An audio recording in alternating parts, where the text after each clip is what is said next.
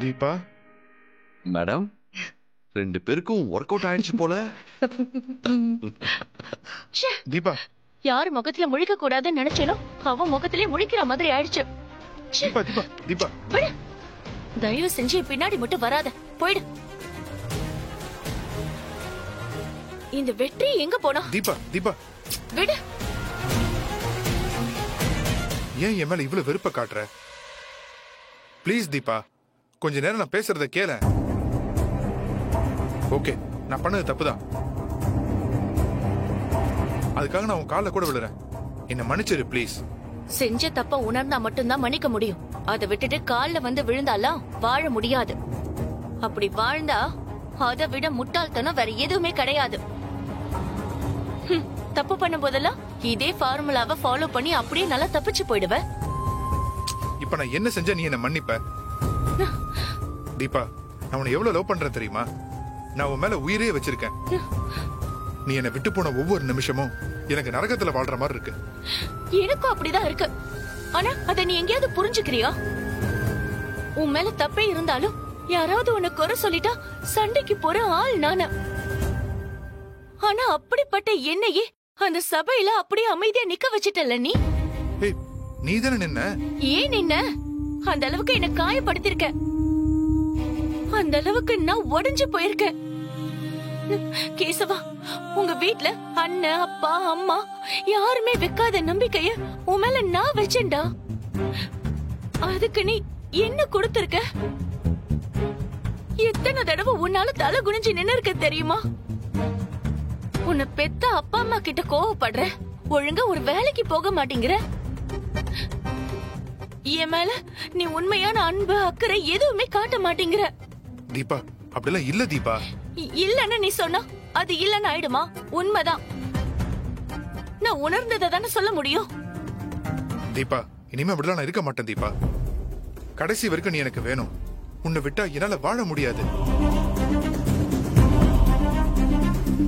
இங்க பாரு, நமக்குள்ள எவ்வளவு சண்டை வந்திருக்கு, வருத்தம் வந்திருக்கு. எப்பவுமே இப்படி ஒரு முடிவை நீ எடுத்ததே இல்ல. இப்ப மட்டும் ஏன் தீபா? எப்படின்னா நீ தானே டைவர்ஸ் நோட்டீஸ் அனுப்புன? சத்தியமா தீபா, நான் அனுப்பவே இல்ல.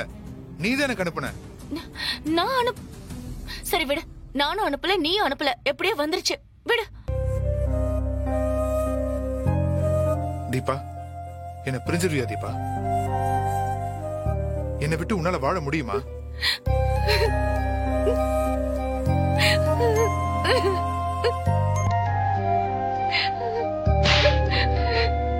முடியாதுடா ராஸ்கல்.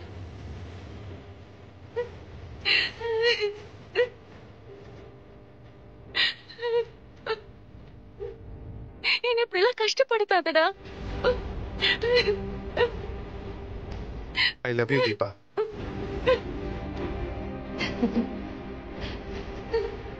இனிமே என்ன பத்திரமா பாத்துக்குவியா? எனக்கு காதலிக்கும் போது இருந்த அதே காதல எனக்கு திரும்ப கொடுப்பியா? நீ ஒழுங்கா வேலைக்கு போவியா? கண்டிப்பா போறேன். எனக்கு ஒரு கௌரவமான வாழ்க்கையை கொடுப்பியா? கண்டிப்பா தீபா. நான் உன்னை விட்டு இந்த ஜென்மத்துல பெரியவே மாட்டேன். நானும்.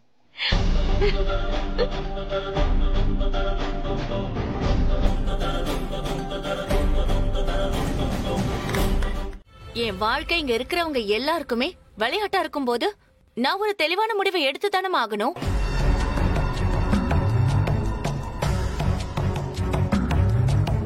தீபா, உனக்கு என்ன பைத்தியம் கீத்தியம் பிடிச்சிருக்கா? ஏண்டி விடிய விடிய கதை கேட்டுட்டு சிவனுக்கு பார்வதி சித்திங்கிற கதையால பேசிக்கிட்டு இருக்க? உன் புருஷன் உன்கிட்ட பேசினாரா தீபா? உன் மனச மாத்த ட்ரை பண்ணாரா? தீபா, மயங்கிடாத. உன் வாழ்க்கையே நாசமா போயிடும். ஓ அப்படியா? சரி சரி, அது நாசமா போதோ இல்ல எப்படியே போகட்டும், அத நான் சரி பண்ணிக்கிறேன் அண்ணி. ஆனா நீங்க என் வாழ்க்கையில மண் அள்ளி போட்டுறாதீங்க அண்ணி. உங்க வேலை என்னவோ அதை மட்டும் பாருங்க.